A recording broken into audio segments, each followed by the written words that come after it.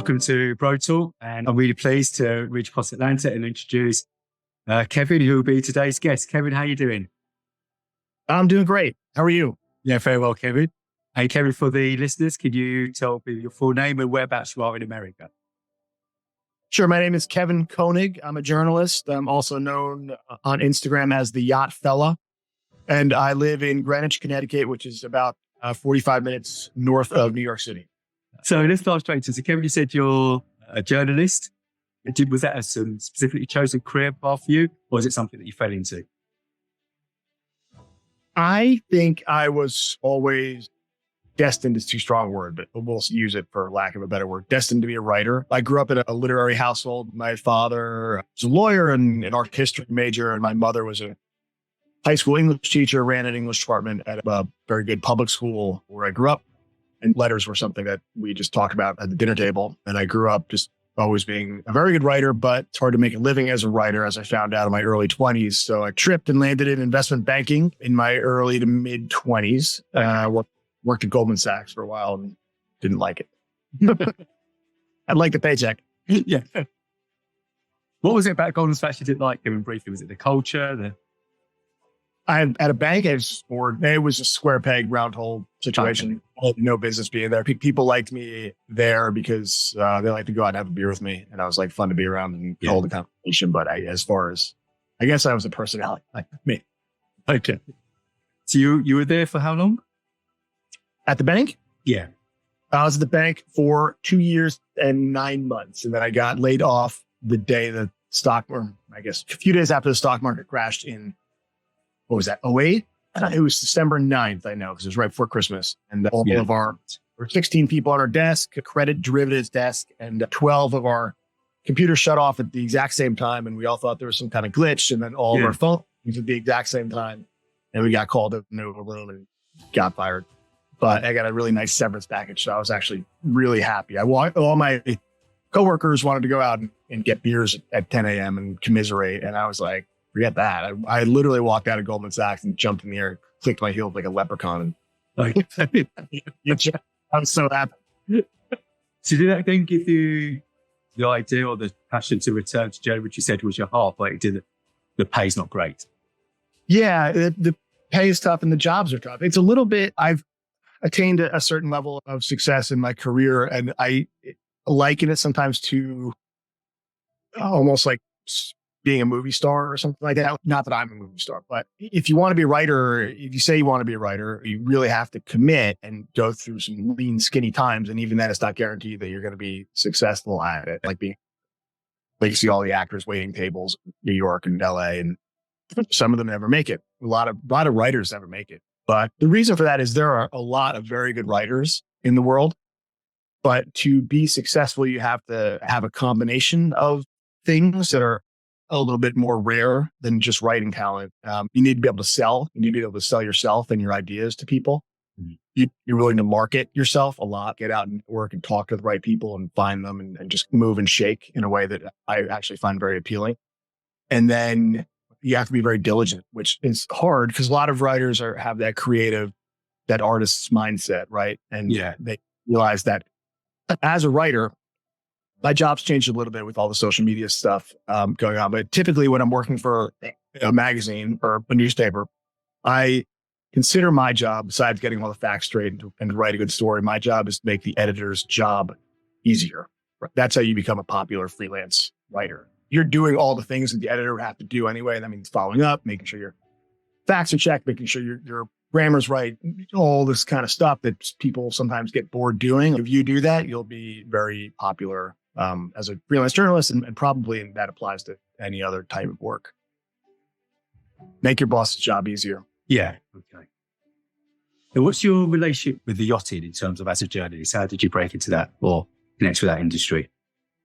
Yeah, after I was laid off at Goldman Sachs, I was more or less unemployed for a year and a half. I had a quick little cup of coffee at a marketing agency that didn't work out. But I was, like I said, I had pretty good money saved up from working in banking and I had a good severance. So I didn't really need to work for a little bit. I had some leeway and I knew for sure I didn't want to go work back a regular office job. It just wasn't for me.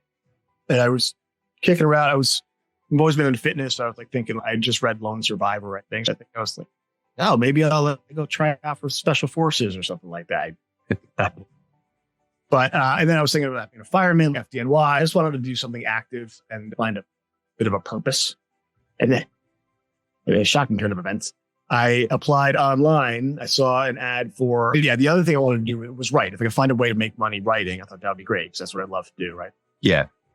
And online, a little website called Media Bistro, which is hot with all the hipsters back in the aughts in New York City, had a job for an assistant editor position at Power and Motor Yacht magazine, which I had never heard of.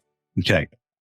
And I applied online, and 2 months went by, and I was sitting on my couch at Tuesday, like 4 p.m., I think. And got a phone call, and it was from this lovely woman, pretty thick Ukrainian accent. And she was trying to tell me that I had applied for a job at Power and Motor Yacht. And I was like, I almost hung up on her. I was like, what are you talking about? This doesn't make any sense. It sounded like a scam or something. And she, thank goodness, convinced me to stay on the line. And it was actually for that job. They read my writing sample and liked it. Yeah. I was called in for an interview. I met the man who would end up becoming my first mentor in the industry. And we hit it off completely. It was just like, we had immediate chemistry. We talked for 3 hours, I think, or something like that. Wow. Okay. And I walked out and was like, oh, I got the job.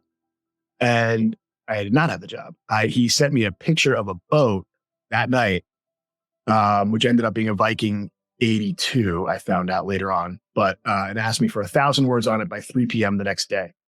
I did all the Googling I could. And I should say that we had a boat growing up. I knew a little. We had like 23-foot Sea Ray or something like that. So I wasn't like complete novice going in on the street. Yeah. I grew up on boats in the summertime in New Jersey. And I certainly knew not to like bullshit my way through an interview.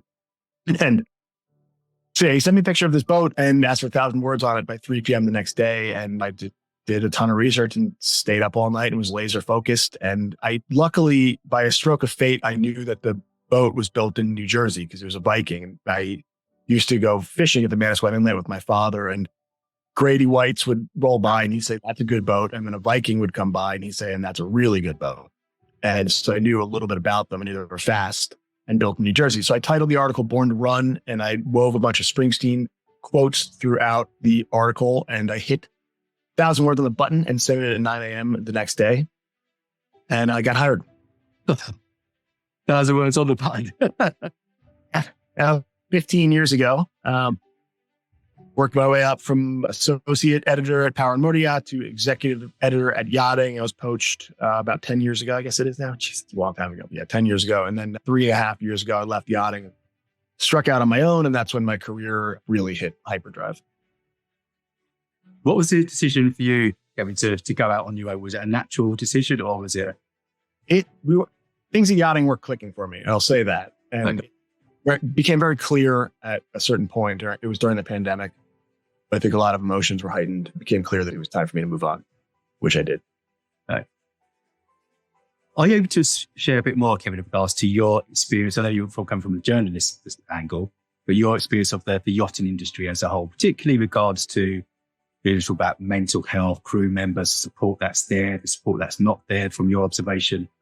I love the yachting industry. I'm a huge proponent of it. I think it's just wonderful. And the life that it has given me has been just exceptional. The amount of adventure, the people I've met, I just think it's absolutely a fantastic place to work. Part of the reason I love it is because it's a little bit like the Wild West. I feel like it's not quite as regulated as other industries. Yeah. And it's old school. It's a real relationship business. It's handshake. It's probably not the greatest comparison, but sometimes I liken it to the Mad Men type stuff in the 60s. You're down in Florida. It's not uncommon to see someone like crack a beer earlier in the day than you might expect. And it's a lot of fun. The flip side of that, I think, for a lot of people is that there's a fair bit of partying, and there's like this old school mentality that doesn't really encompass this newer wave of mental health, and particularly for young men or men, any men. So I feel like it's probably a generational thing. It's an older business. Print mag still strong in yacht. Show me another business where that is. The owners are older, and I think a trickle down effect. It's just generational. It's not anything, a knock against anyone. It's just this mental health movement. I feel nobody under nobody was talking about it until what, 5, 6, maybe 7 years ago, right? And now that became like a big wave, and people are understanding how important it is. With that said, Kevin, obviously I haven't worked directly in the industry, so you've got much more inside knowledge than I have. But looking back at this generation, I can appreciate that. Were there things that you observed or experienced that weren't, let's say, correct, that would have likely to have affected people's mental health? On the media side, yeah, I can really only speak to the media side in that regard. I know that the crew probably have a totally different perspective, and I've heard stories, but I can't really speak to that firsthand. Yeah. Yeah. You get certain bosses and people in charge who probably are a little vindictive, or it's like any industry. You're not really sure how they got to certain places, and they do, and they really pretty terrible to their underlings. But I don't know that's specific to yachting. I think it's just specific to the human race. Yeah, sure. But really, because I've heard reported, or repeated is a better word, that it very much depends on, in terms of the boat, the owner. And the owner, as in every industry, the person at the top or the people at the top generally set the culture. So you could have... Yeah. Oh, it's a top-down industry, especially on boats in particular, the whole industry. It's top-down culture, because say your owner is a billionaire or worth well into the 9 figures, and he has a 150-foot boat. He's in charge. The captain's in charge nominally, but the captain's an employee, and the captain is going to reflect who the owner is usually, because if the owner doesn't vibe with the captain, he's not going to be there very long. And then the good captain will set the tone for the boat, all the way down to the deckhands. And most of the captains I met have been really seem like good people. Like I said, I haven't worked a crew on a boat, so I can't really speak to it firsthand. Captains I've met have been awesome. They're usually like very adventurous, and yeah, it's probably a little more hard nosed than most people. What do you want? They're sea captains. Yeah. Yeah, I get it. So for you, as you said, prior to, probably just over 6-7 years ago, we have a huge wave now about mental health, and even a stronger message with regards to men. And it is needed. What would you say is the way forward? What would be practical help in terms of getting the right support at the right time? People coming into the yachting industry. I know you didn't work directly as a crew, but you've got good knowledge around that area that would help support, because it is a different industry compared to most others. Mm-hmm. Yeah, I think a macro sense, stuff like we're doing right now, like getting that awareness out there.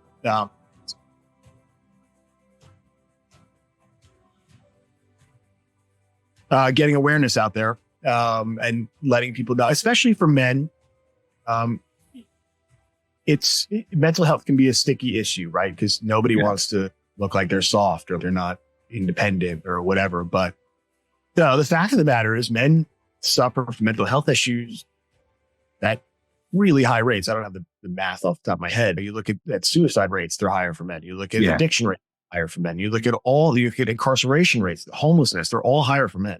And guys really struggle with this kind of stuff, and they need to be able to talk about it, and they need to know that when and if they need help, they need to know that it's okay to do that. And also, at a more micro sense, they need to know where to go. They need right followers. They need people around them. They need mentors. But part of the reason I took this podcast is because I'm 42 now, and I'm not quite an elder statesman, but I'm certainly a full-fledged grown-up, and I have no problems talking about the mental health stuff and encouraging younger men to go do it, to go see a psychiatrist if they need, to get on medications if that's where they're directed.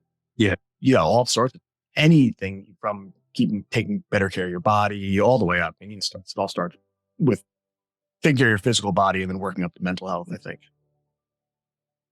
In agreement. And for you, Kevin, how do you cope with pressure, stress? Because you've given a highlighted view of your career, but naturally within that, there would have been challenges, stressful moments, periods. Yeah, it took me quite a long time to figure out how to deal with stress better. And it's an ongoing thing for me, as it should be for everybody. I dealt with depression for a large period of my life. I've had it in check really since I started working for myself and got out from underneath some of the other pressures I was facing. Yeah. But in periods of high stress, if it's day after day and you're down, or you can't get out of bed, or if you're drinking when you shouldn't be drinking, or if you're having these intrusive thoughts or whatever. The first thing you need to do, I think, what I need to do is address my sleep. It starts with rest. And I need to make sure I'm getting proper exercise. I do jujitsu and I lift weights, and I do that nearly every day just to keep my body at an even keel. I feel so much better when I exercise. Rest is key. Proper hydration is key. Not putting things in your body. I mean, this is high school level stuff, but not putting things in your body that are going to make you sad the next day. Well, when you come down, yachting is a party industry. So there's booze everywhere, and I don't know what else, but I'm sure there's lots of other stuff. You got to keep an eye out for it and make sure that you're making bodily healthy choices for yourself, and then you can get into your mental regimen. And a lot of that, for me, one of the smartest things and most useful things I was ever told was that your interior monologue needs to be gentle. You need to speak to yourself the way that you would speak to someone you love that you're in charge of taking care of. I'm very competitive. I'm type A. I'm like, can be very self-critical. And I had a psychiatrist point that out. I can't remember where I picked it up.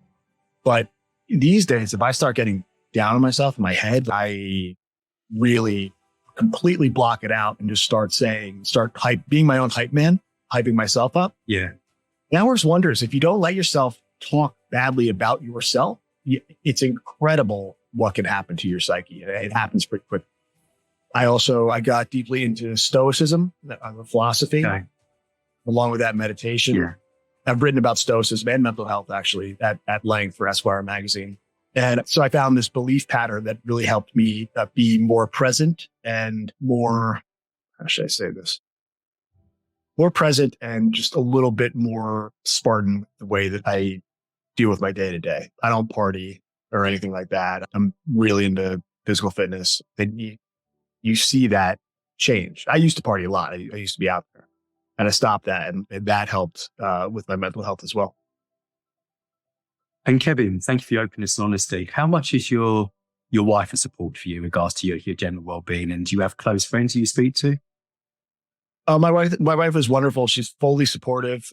She knows that, especially with my history, she knows that if I start to go off the rails a little bit, that I need to do what I need to do to get myself on track. So if that means that she needs to take care of the kids a little bit more, or, if I need a little bit extra sleep, if I need to get to the gym, if whatever, she's there for me. And she'll listen to me as well if I have issues. And I'm really blessed to have a really good, tight circle of friends. I've known for basically my whole life. On Saturday, I was at my high school reunion, and I was hanging out with my 5 best friends that I grew up with, who've been just incredible. I talk to those guys every day.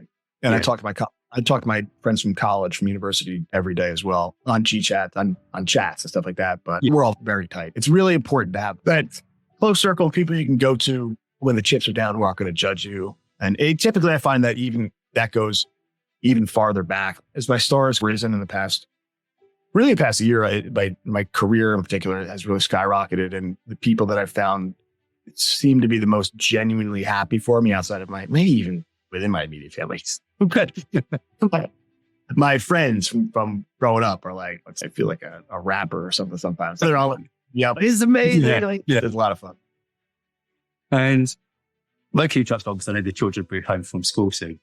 You mentioned earlier when you left Goldman Sachs and about purpose.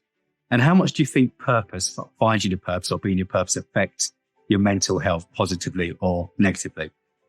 Oh, purpose is huge. You got to find something that you care about in life. If you don't find something that you can really care about and be working towards, you're going to fall into nihilistic patterns. I'm a philosophy guy, so I can talk about this on a level that might not be everybody's cup of tea, but you need to create purpose for yourself, even if it seems like you're in this kind of rut where nothing matters and the world is pointless and you're not taking care of yourself, because what the fuck, who cares? The world's going to end anyway. And you're going to die.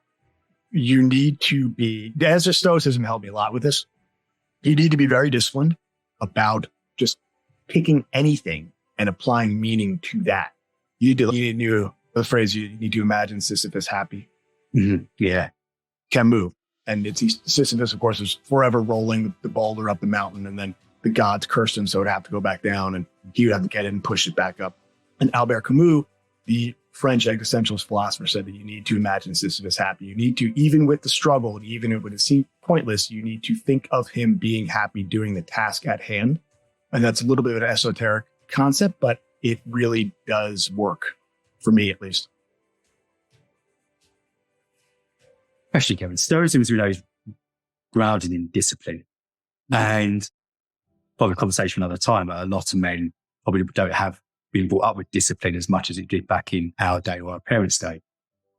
When you're feeling rock bottom or you're not feeling great about yourself or the world around you, how achievable is it someone to go from that place to that? And I understood what you said was like, you need to create purpose for yourself or find it within you. But is it easier said than done? Especially if you haven't got the support network around it, or you don't feel you have, or you don't reach out to somebody. It's not easy. That's why depression and substance abuse and all these other things are so common. It's hard to find something you care about. It's hard to make yourself keep caring about it. And it's hard to actually do something about it, but it's doable. It's just hard.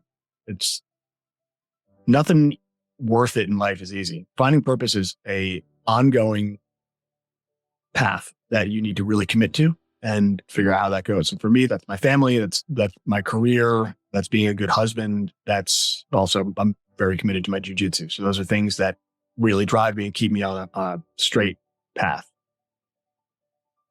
And as you said, I'm not a total goody two shoes, but it helps. Also saying it then pat. I mean, but for similar reasons, obviously it's huge. It's huge for me. It's what I speak about a lot of the time, whether it's a teenager or adults in our age bracket. You mentioned about when you was at Goldman Sachs and your heart wasn't there, but it was good money. Mm-hmm. And for some people, they've had a great career within yachting, enjoying it. For others, they've got into it and it's more the money, the attraction, the lifestyle it provides, but it doesn't necessarily have their heart. So they're struggling, like, how do I find my purpose? I can go after it because I don't want to give up this lifestyle that it brings. And if I go for my purpose, I may lose the ability to provide for my family. And it's a tension that many men find themselves with. That's a tough one. You may need to find your purpose outside of your vocation. You may need an avocation. You may need a hobby. You may need a charity. You may need to just double down on your focus on your time spent with your family. I'm extremely blessed. I'm really fucking lucky that I love my job. And I know that's the case for everybody. And if you don't like a job, you need to, I'd love to say, just quit and go. Yeah. I'm a yacht writer, influencer, or whatever, but that's just, I got really lucky, honestly. It's not the case for everybody. And you just need to be cognizant of the fact that you are not your work. And there's always something you can do better outside of work, or you can find a new job. That's the other flip side of it. Maybe it's a different boat, or maybe it's a different career, or maybe it's a different career within the marine industry. You hear about that. People becoming chefs, or people becoming, there's a guy in Dubai that owns a 136 footer right now. And he used to be crew, and he figured out, I think, how sound system worked on boats and ended up creating a company out of that and selling sound systems. And now he went from a deckhand to a yacht owner, which is pretty incredible. Yeah. And you said something very significant about you're not your work. You're not what you do. Yet I would say for many of us men, we do identify strongly with what I do, because that's the script that we're given. It's almost not what your name is. What do you do? Yeah. It's almost this first or second question in any form of introduction. And depending on what we do, we can either feel really good about it or we can shy away from it. Please don't ask me that question. I understand what you're saying about finding your purpose in your hobby or charities. I think it's a longer process with men being identified with what they do. And I think a lot of men do gravitate to, right, initially, this is the career I want to do because it makes me look good or the money's good. It's a strong attachment. Yeah, first of all, that's a shitty question to ask. I try to shy away from it when people ask me what I do straight off the bat. Like I judge a little bit. Like there's so many you can ask somebody about. Then, the second question in somebody's mouth is, what do you do for work? Yeah. Find somebody else to talk to. I'll tell you that much. But it's the unfortunate, but maybe just the reality of being a man is that, at least for a very long time, and maybe it's changed in the past few decades, but traditionally, a man was only as good as what he could provide. That's the traditional values. And that's the reason that men struggle so much, especially in the modern world where maybe their jobs are becoming less and less valuable. Yeah. Maybe they're not the top earner in their household, which is totally fine. That's hard for a lot of guys. Or maybe that driving a fancy car in America, you can't even afford a house or even rent on an apartment these days. It's a tough gig to be a dude these days. Yeah. Which is why they're talking about mental health and being open about it is really important, because everybody's more or less in the same boat. No pun intended. It's not easy out there unless, you inherited $1 billion or something, or a lot of, it doesn't have to be $1 billion. You inherited a lot of money. It's tough, man. It really is. And not everybody is fortunate enough to make it financially or success, however you want to define success. People got to be there for each other and realize that there's other values outside of having a Porsche in your driveway. Yes, most certainly. Great, especially from speaking to people like you, the professional I'm working as a therapist. Despite lots of things we've improved with main image identity and with women as well, there still seems to be that underlying expectation for men to provide financially. And that's how they're assessed. And a lot of the pressure men face or come under is financial. Yeah. And often it is not enough. And with children, they grow up, you realize the expenses increases, which I didn't realize. You think it gets easy, but it's just that next, how can I do it? And it's never ending. As I've learned as being basically an entrepreneur in the past 3.5 years, it's really fun, but it's also, you're grinding. You're like, and the margins are slim, especially when you have 2 little kids. Yeah. And you live in the New York City area. I took this weekend off, and it was the first weekend in 2024 that I didn't work. I took 1 call and I did 2 YachtFella posts. And other than that, I took it off, which just felt wonderful. Luckily I like my job, so it doesn't feel like work sometimes, but man, it's a freaking grind. And just to round it off, Kevin, so I've got an idea of your profession, how you progressed as a husband, communicating with your wife. How are you as a dad? I'm the voice of Esquire magazine dad, so I should be pretty good. Now, being a dad is so much goddamn fun. If I knew how much I love being a dad, I would have had kids earlier. I was traveling around the world and writing about boats and doing a lot of other cool shit, so I didn't really want kids. I guess I had my son when I was 38, but I didn't live the normal life that a lot of my friends had, where they were working an office job, started having kids at 30, and now their kids are in high school or whatever. I was flying to Sydney, Australia at the drop of a hat. I was spearfishing in the Bahamas for a story. I was hanging out with celebrities and profiling. It was just like kind of a weird existence, a really fun existence, but kids didn't fit into it. And then my son and my daughter came along, and man, I just love it. You need to come up with a really good reason to get me out of my house at night. That's I really enjoy hanging out with my kids. They're awesome. As a dad, I think I'm pretty good. It helps that I work from home. I'm lucky in that regard. I'm here.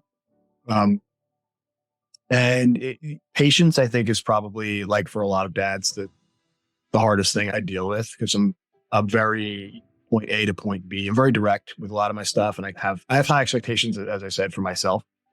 And sometimes you try to have these high expectations. You think you forget they're kids, right? And you expect them to behave a certain way, and they don't, and they have just no concept of what you're talking about, or why they should be why their shoes aren't on or whatever. And then it's an issue with me just going through my mantras and trying to keep calm. And sometimes I'm better at it than others. I'll tell you. But you have kids?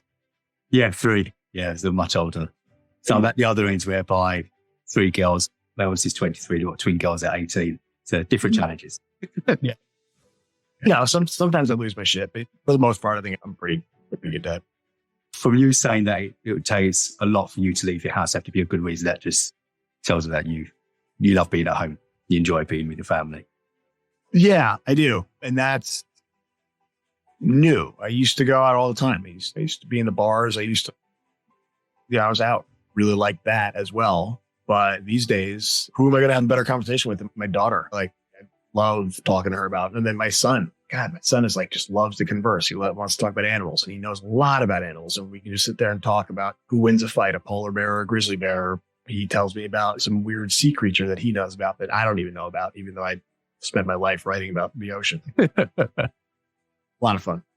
But as far as my social life, I also am at a jiu-jitsu gym 4 or 5 days a week. So that kind of is that has replaced going to the bar, going out for dinner with whatever. Like, I'm around guys. I have a similar mindset. Bunch of weirdos in a jiu-jitsu gym. So you may not be aware that it's for many countries, May's Mental Health Month, to really promote it and get that awareness out there, and also to follow up on the awareness and to really encourage men, as you said earlier, Kevin, to reach out, to speak, to take the support that's there. And if there's not the support, to try and for us men to create that support, whether it's speaking to your wife, friends, or a professional. What would be your sign-off message to people listening to this today? Not necessarily today, but in the future. Be kind to yourself. Be kind to other people. And if you feel like you need help, there's absolutely no shame in getting it. Okay. I'm going to come to no shame in a moment. Why did you choose Be Kind? Very important. Why did you choose Be Kind? I think it's one of the most important parts of life. It's one of the most important things I'm teaching my kids as well. I think kindness and persistence and a sense of humor are the 3 most important things a human being can have. Life's hard enough, dude. Everybody I know, we're all going to lose every single thing that we love, right? I love my kids. I love my dog. I love my wife. I love my house. I love my job. At some point in the future, I'm going to lose all those things. They go, if I go, probably me, hopefully first, it's going to be gone. And that's going to happen to every single person on earth. So why not just be nice to people?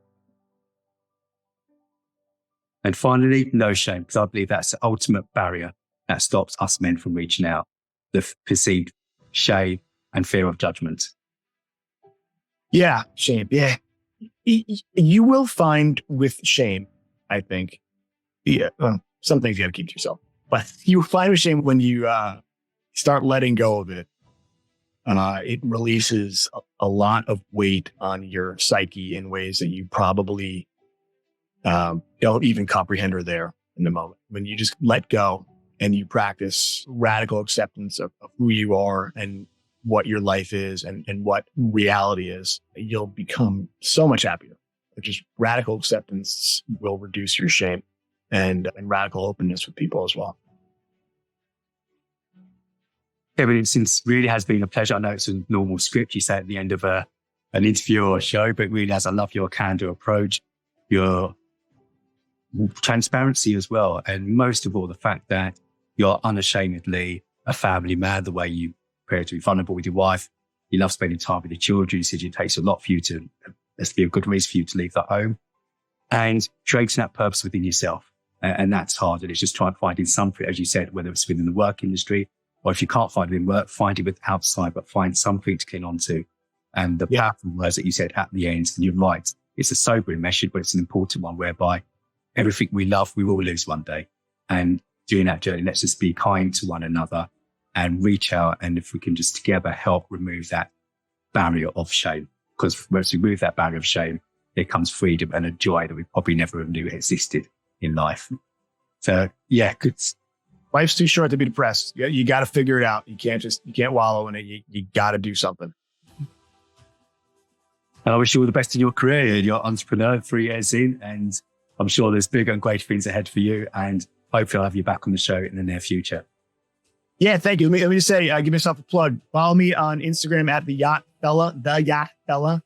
I write about, sometimes I write about the stuff we just talked about, and I write about boats as well.